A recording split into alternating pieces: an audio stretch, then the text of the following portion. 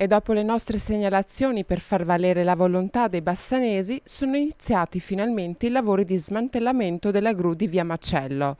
Questa presenza ingombrante che si stagliava da tempo sullo skyline più celebrato di Bassano se ne va via, lasciando libero spazio a nuovi possibili progetti futuri.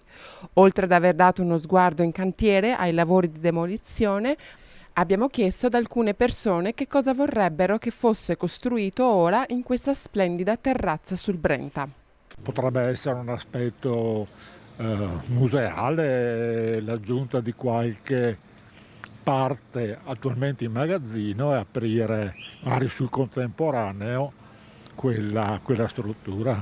Qualcosa che serva alla comunità, insomma. Ad esempio?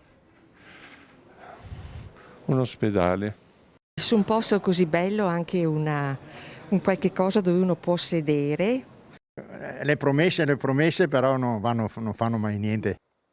Beh, potrebbe esserci, non so, un caffettino con un'orchestrina sempre come ci sono a Venezia, quei bei bar che suonano e così. Lungo il Brenta sarebbe anche romantico, no? Un ristorante forse, sarebbe bello con una terrazza fuori per vedere l'acqua, il Ponte Vecchio, il Ponte Nuovo, dovrebbe essere bellissimo.